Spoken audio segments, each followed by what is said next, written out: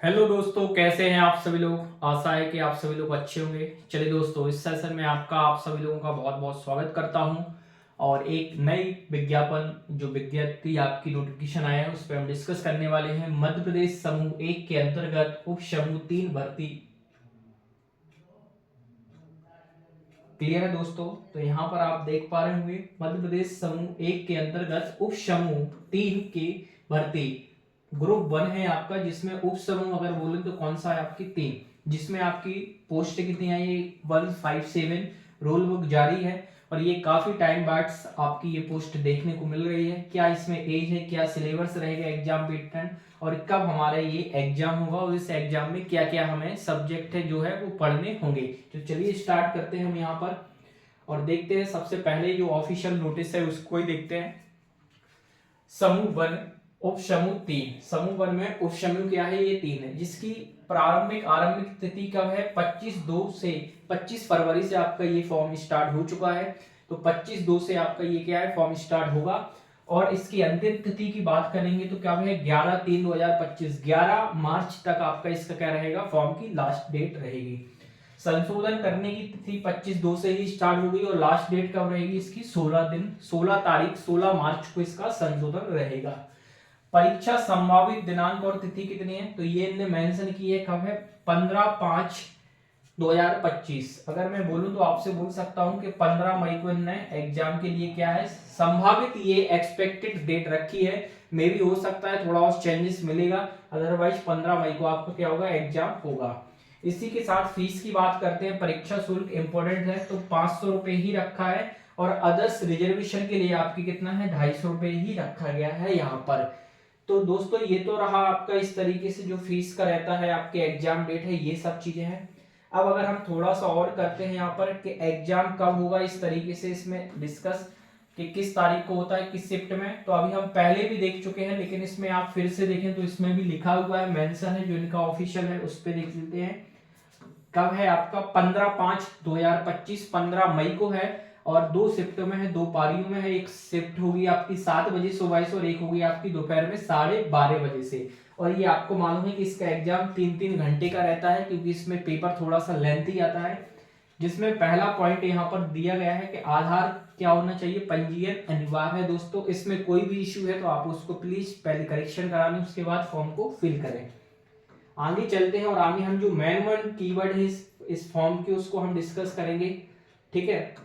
जिससे आपको अब आता है फॉर्म फिल कर दिया, पढ़ना कैसे है, क्या क्या पढ़ना है। तो पहले हमें रफ आइडिया हो कि हमारा समूह 1 के अंतर्गत उप समूह 3 है, जिसमें टोटल 200 नंबर का आपका पेपर आएगा। 200 नंबर में भी पहले पार्ट्स में क्या आएगा, जिसमें लिखा गया है सामान्य ज्ञान, सामान्य हिंदी, सामान्य अंग्रेजी और सामान्य गणित। इसके कितने आएंगे आपके 100 क्वेश्चन आएंगे। फिर से रिपीट करें, सामान्य ज्ञान, सामान्य हिंदी, सामान्य अंग्रेजी और सामान्य गणित, जिसमें आपके 100 क्वेश्चन आएंगे। जो हमारा पार्ट बी रहेगा इसमें क्या रहेगा, सामान्य ज्ञान एवं अभिरुचि। इसको अगर हम बोले सामान्य ज्ञान और अभिरुचि प्लस सामान्य कंप्यूटर रहेगा, जनरल कंप्यूटर रहेगा और सामान्य तार्किक योग्यता रहेगा और सामान्य प्रबंधक रहेगा। ये आपका एक नया सब्जेक्ट है जो आपको मिलता है कि इस तरीके के पेपर में आपको देखने को मिलता है, मैनेजमेंट जिसे आप बोलते हैं, सामान्य प्रबंधक मैनेजमेंट। इसके आपको कितने मिलेंगे, टोटल 100 क्वेश्चन ही मिलेंगे। तो पार्ट 1 और पार्ट 2 दो पेपर होंगे, इसमें साथ में ही होंगे और कितने नंबर का है 200 नंबर का। टोटल टाइम जो आपको मिल रहा है वो कितना मिल रहा है 3 आवर्स, 3 घंटे का आपको इसमें एग्जाम में टाइम देखने को मिलेगा। तो आपके लिए क्या पढ़ना है, ये मैनेजमेंट जो नया सब्जेक्ट है, सामान्य प्रबंधन।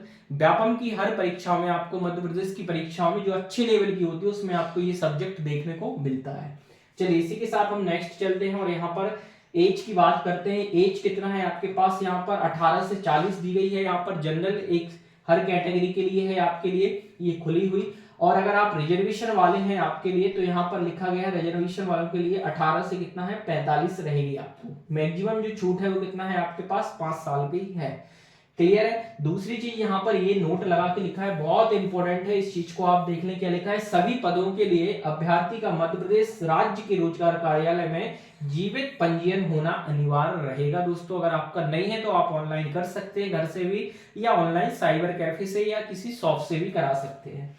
चलिए इसके आगे और थोड़ा सा अगर आपके पास यहाँ पर देखें, थोड़ा सा तो मैं यहाँ पर शॉर्ट में ही बताऊंगा आपको, कुछ चीजें हैं जो हमें देखने के लिए हैं, बाकी की आप सभी लोगों को मालूम है कि क्या चीज है। ये चीज है जो वैकेंसी का, उसको मैं एक शॉर्ट में आपको बता पा रहा हूँ। देखिए कुछ इस तरीके से आप पीडीएफ में जाएंगे तो आपको वैकेंसी का देखने को मिलेगा, यहाँ पर विभाग का नाम देखने को मिलेगा, किस विभाग में आप जा रहे हैं, किस विभाग में उसका पद का क्या सीक्वेंस नंबर है यहाँ मेंशन किया है, भर्ती का प्रकार क्या है, सीधी भर्ती है या फिर संविदा है, ये सब चीजें लिखी गई हैं। फिर पद का नाम है, प्रबंध सामान्य है, क्या है, लेखा है, सहायक लेखापाल है, कंप्यूटर प्रोग्राम होंगे, और उसमें कौन कौन सी आपकी वैकेंसी दी गई है, किस कैटेगरीज की है। तो ये आपको क्या करना पड़ेगा, रीड करना पड़ेगा, क्योंकि आपकी हर एक कैटेगरी की, हर एक कैंडिडेट्स की अलग अलग क्वालिफिकेशन होगी, तो उसके हिसाब से ये आप ये पूरा क्या है इस तरीके से आपको दी गई है। जैसे यहाँ पर मैं देखने को मैं आपको बताऊं एक प्रकार से, तो यहाँ पर जैसे ये जो निकली है ना, तो इसमें देखो क्या क्या माना है, मैं आपको यहाँ पर एक बेसिक सा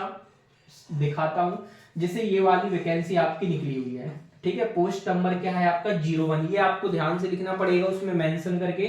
इसमें जो आपकी वैकेंसी निकली है, उस वैकेंसी में टोटल आपकी 2 है, जिसमें से कौन कौन सी है आपको यहाँ पर मेंशन है, SC ST OBC वाली है, ठीक है, टोटल आपकी 2 है। अच्छा सैलरी क्या है उसके नीचे ही लिखी है, कहां से कहां तक की सैलरी आपकी रहेगी और उसमें क्या शैक्षणिक योग्यता मानी गई है, पर्टिकुलर उस वैकेंसी उस विभाग में क्या योग्यता मांगी गई है। तो यहाँ पर लिखा न्यूनतम 60% अंकों से MBA हो या M.Com हो या MSc हो एवं UGC द्वारा मान्यता प्राप्त विश्वविद्यालय से 1 वर्षीय कंप्यूटर डिप्लोमा क्या है, ये अनिवार्य है।